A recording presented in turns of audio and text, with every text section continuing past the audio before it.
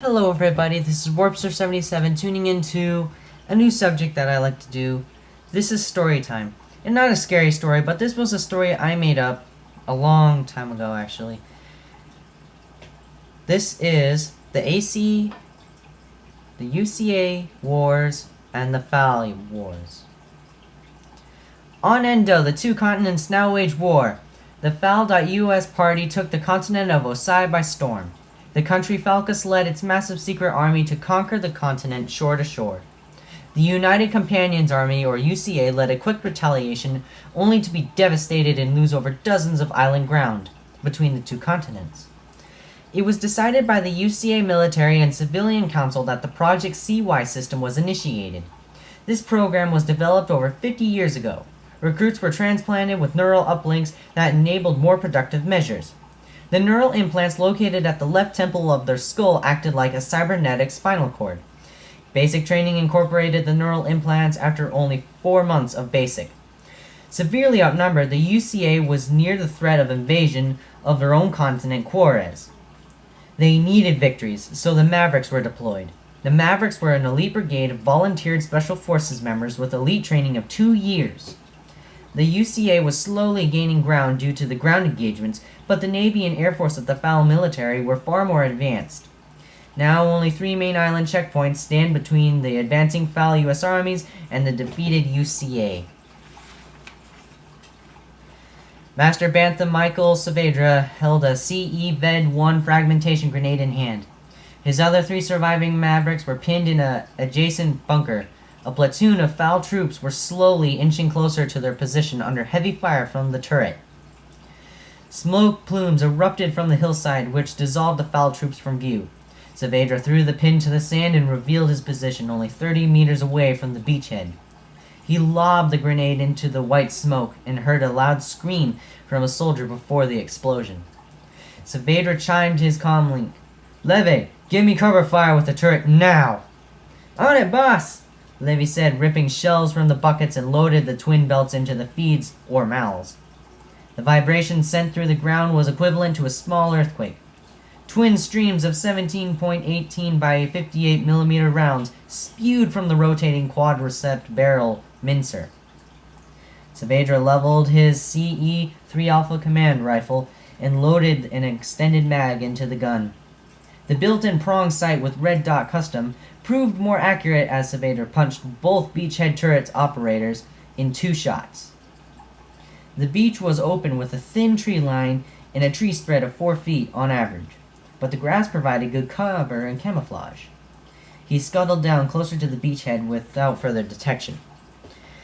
An ATTT or all-terrain troop transport was burning rubber on the sand with a pair of HEVs or heavy escort vehicles not far behind.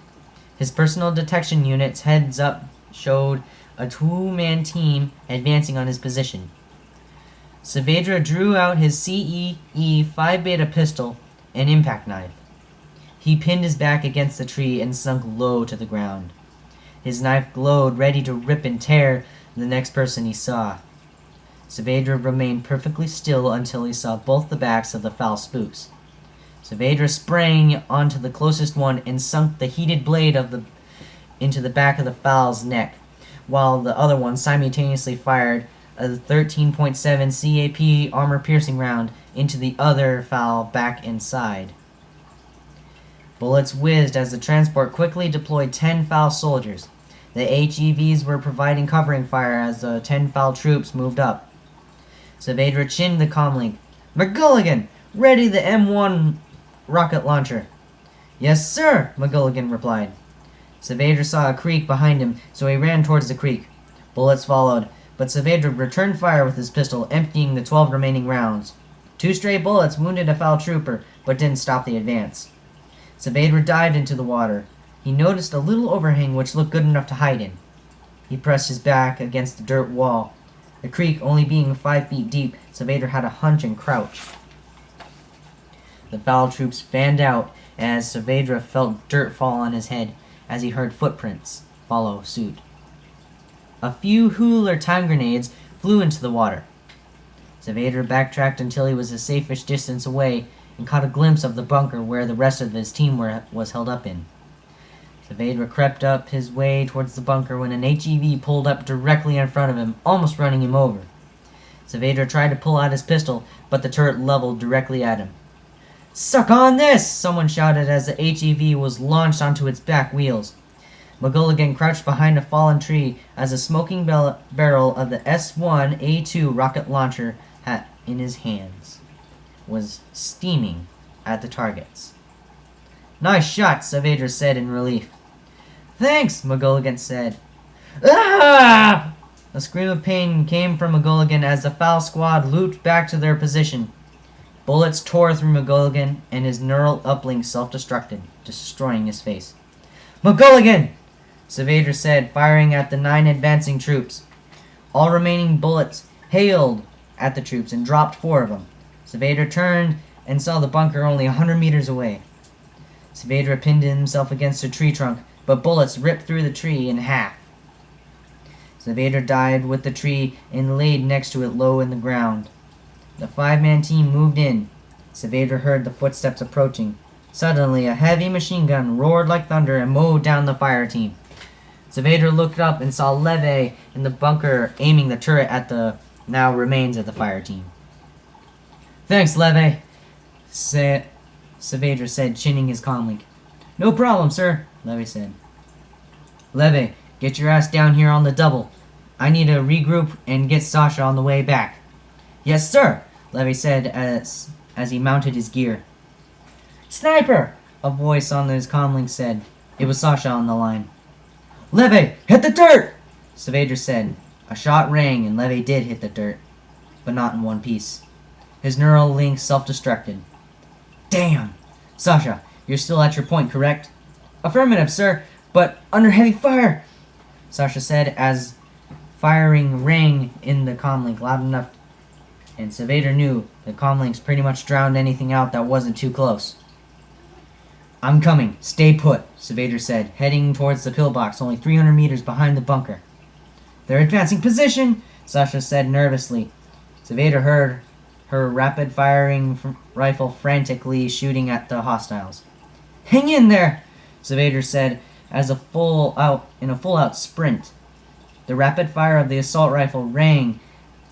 "Hurry, Saavedra," Sasha said, pulling out her pistol. Saavedra bounded over streams, brush, and bodies. "Saavedra, give him hell," Sasha said in a low, gaping tone. "I'm here!" Saavedra said as 20 meters from the pillbox, an explosion erupted from it. The screams of the fire team as well followed the blast. Saavedra sighed. "This is Master Bantha Saavedra calling evac. My squad is gone, and I'm at coordinates 0.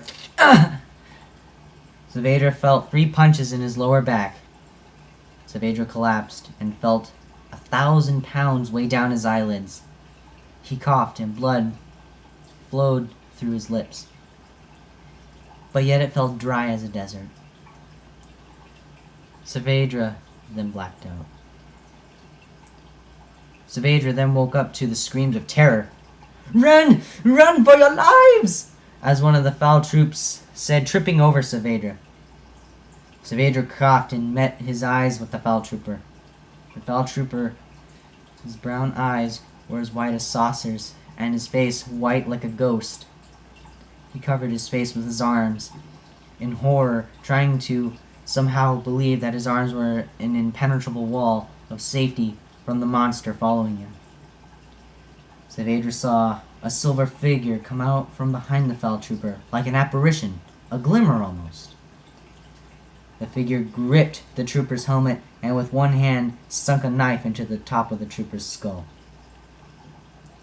The silver figure looked at Saavedra. The slim silver suit seemed almost like an entire bodysuit of pure armor. It gleamed in the moonlight. "X, a survivor," a female voice said from the silver figure. "I'll take him. You secure the rest of the island and meet up with Theta and his squad. a voice said from behind Saavedra. Roger that, the silver figure said, evaporating into the night. Master Bantha Saavedra Michael, are you functional? A voice said from behind him. My back, Saavedra said, wincing. This will hurt, a voice said as Saavedra felt the familiar tingle of muscle regrowth serum, also called red glue. Then, Saavedra was sat straight up. Ah! Saavedra cried, but the figure's hand muffled his voice. Shh! Saavedra wiped his eyes and cleared his vision. He was looking at a sleek black armor figure, with his helmet looked like a grinder's guard mask, only the visor was smaller and the helmet guarded his throat as well. Hop on, the black armor figure said, turning around and crouched down on one knee. Saavedra climbed on like a baby gorilla and held on tight. The figure handed Saavedra his sidearm. Saavedra gladly took it. Hang on, I'm gonna sprint you back to the Phoenix. Saavedra braced his jaw as the pain of being jostled around like that was like spears jabbing his back. What seemed like an eternity, they made it to a clearing. Saavedra thought he had saw a glimmer in the center of the field. And like the silver figure he saw earlier, a suddenly large custom APR-112 chopper appeared. The blast doors opened and another armored figure emerged. This one looked identical to the black armored figure, except this one was white with red stripes on his arms and legs. Doc, take him, the black armored figure said. Finally, a survivor. Any more? The white armored figure asked. Negative. Callie is still searching, but Lisa agrees in me thinking that this is the only survivor. I see. I'll patch him up. Saavedra was put on the chopper and given an anesthetic. 3 weeks after the Battle of Ontor Sector 2, Saavedra was called to the podium. Master Bantha Michael Saavedra, please come before the podium. Chief Commander 3rd Class Miles Sturley called him to the podium. The audience cheered and marveled at such a warrior. Michael Saavedra for acts of honor, courage, and valor, this that exceed the standards of any man or woman called to duty. These actions we award you the Sapphire Cross. For committing your body to serve the liberty of the UCA, it is now wounded, and in its time we recognize these mortal wounds, not for stupidity but for salvation. We award you the Red Star Banner.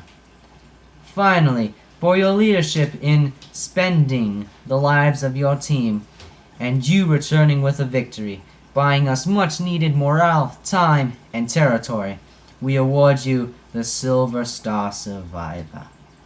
Saavedra looked at the star and saw his reflection. A tanned man with a little black mustache and his hair cropped. He was a survivor, but he wished he never saw those things. You will never speak of those events you saw. Under any circumstances you even breathe a whisper of the Spectre Project, you will be under threats of treason and defiance. Those words rang in his ears. Treason, defiance. To never speak of his fallen company, Leve, McGulligan, and Sasha, who gave their lives to save him. I'll give him hell, guys, till my last breath. I hope you enjoyed that little short story. I know my reading skills aren't proficient, and I know I slipped up many times in there. But I hope the story was good. If you guys want, I can type it up on here. It might take a little bit, but I can do that. And this is not online or by anyone else. This is what I just thought of playing up in the backyard. We used to play wars with me and my brother. And now, Master Bantha, Michael Saavedra. Master Bantha is a rank because I figured, well, this is sometime in the far distant future. I thought I'd make something neat and new. And I always liked looking at, like, the general stars or the major's leaf. I always thought those were cool, so I decided to make my own. And it's not so much the symbols as it is so much color. For example, Master Bantha is the equivalent of like a Master Sergeant that they have in today's military, and it's where you got a blue stripe, 3 of them, like this, and then you have 3 blue arcs right underneath them. Now the stripes, they stay in like a tic-tac form, and the arcs, they circle around. Once you had that, it was like the highest officer you could get in a combat situation. Now, third, the general, Miles Sturl, he was a 3rd command chief. What he got was feathers. He had 3 gold feathers because he was 3rd. No, he had 2 gold feathers because he's 3rd command. There's 4. If you're in 4th command, you got a single feather.